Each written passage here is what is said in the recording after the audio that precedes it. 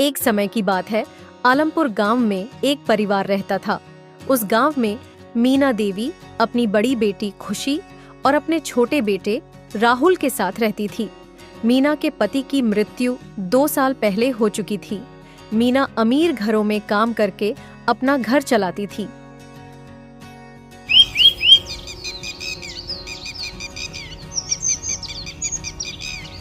एक दिन सुबह मीना का बेटा बाहर से चहकता हुआ आया। अरे क्या हुआ? क्या मिल गया तुम्हें सुबह सुबह? माँ, मुझे काम मिल गया माँ। काम? कैसा काम? माँ, जो गांव के पास राशन का दुकान है ना, मैं वहीं जाया करूँगा। उसने मुझे 5,000 रुपए महीने देने की बात कही है। नालायक, मैंने कभी नहीं चाहा कि मेरे बच्चे मजदूर बने, क्योंकि मैं मजदूरी का संघर्ष देख चुकी हूँ। चाहे मुझे कुछ भी करना पड़े, चाहे भूखे पेट सोना पड़े, लेकिन मैं तुम दोनों को जरूर कुछ बनाऊंगी। राहुल और खुशी को माँ की सारी बातों में छुपी उम्मीद और दर्द सब समझ में आ गई।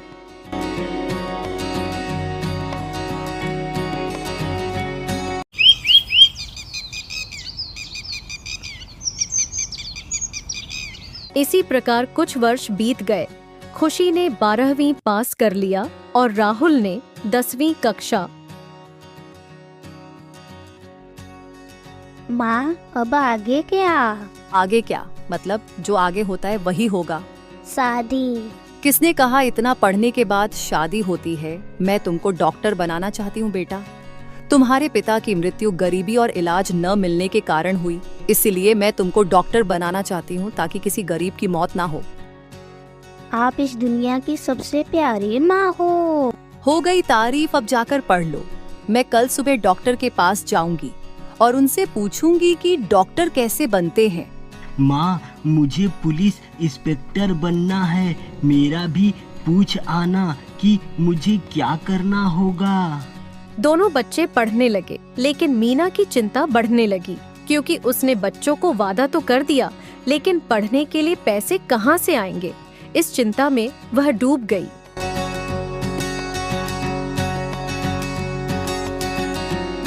मेरे पास कुछ जमीन है, इसे बेच देती हूँ और बच्चों के साथ शहर ही रह लूंगी।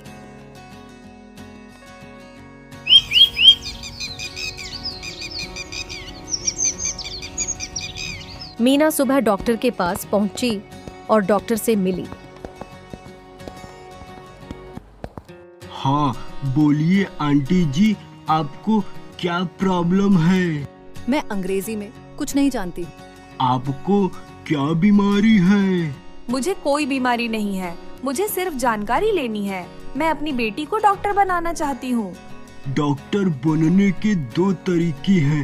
या तो आपके पास बहुत सारे पैसे होने चाहिए ताकि आप प्राइवेट यूनिवर्सिटी की फीस भर सके, या फिर गवर्नमेंट कॉलेज से भी डॉक्टर बना जा सकता है।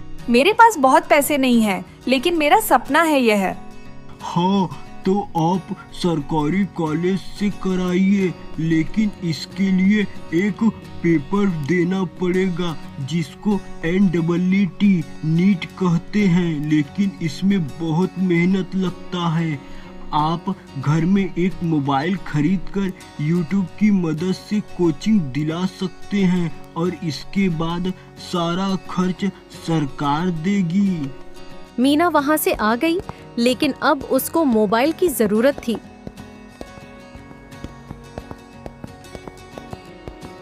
जिसके लिए उसने अपनी आखिरी दौलत और अपने पति के निशानी अंगूठी बेच दिया और एक मोबाइल खरीदकर घर आ गई।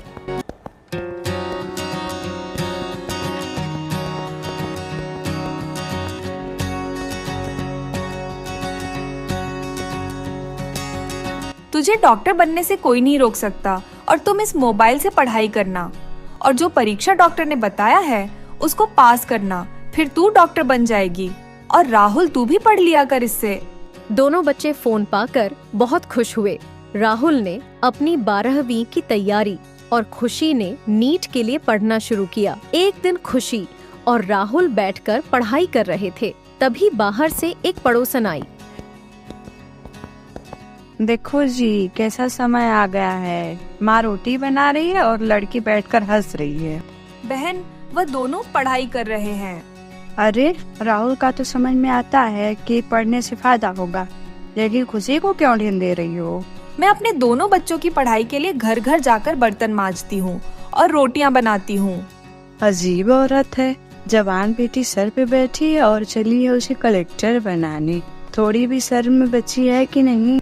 आप अपने घर जा सकती हो। मेरी खुशी मेरा हर सपना पूरा करेगी। पड़ोसन चली गई। मीना भी अपना घर चलाने के लिए और अधिक घरों में काम करने लगी और राहुल भी माँ से चोरी छुपे थोड़ा बहुत काम करके पैसा कमा रहा था और उसने पढ़ाई भी जारी रखी।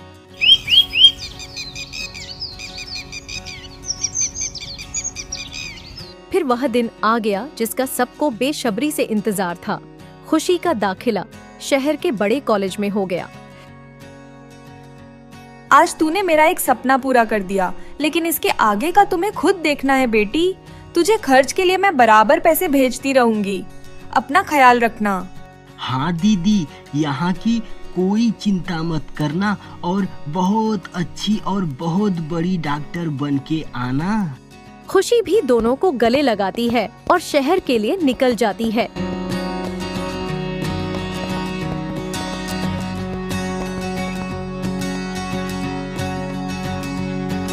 तीन साल बीत गए।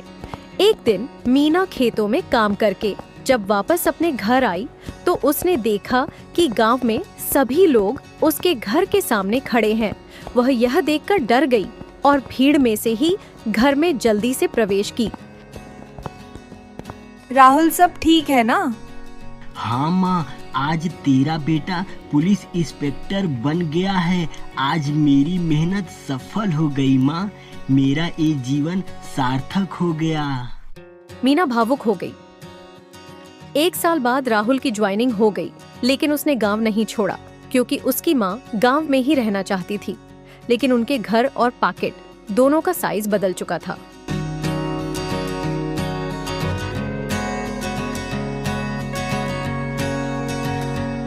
आठ साल बाद खुशी भी अपना यूजी और पीजी पूरा करके घर वापस आई। उसने अपने डिग्री और टोपी अपनी माँ को थमा दिया। मीना के लिए आज का दिन भावुक हो जाने वाला था क्योंकि उनका सपना दोनों बच्चों ने पूरा कर दिया था।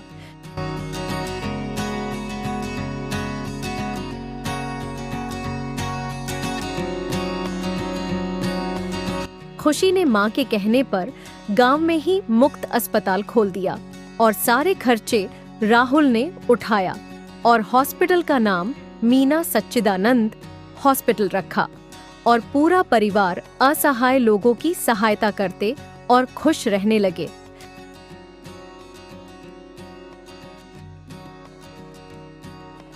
ये वीडियो आपको कैसा लगा हमें कमेंट बॉक्स में जरूर बताएं और चैनल पर पहली बार आए हैं तो इस चैनल को जरूर सब्सक्राइब करें।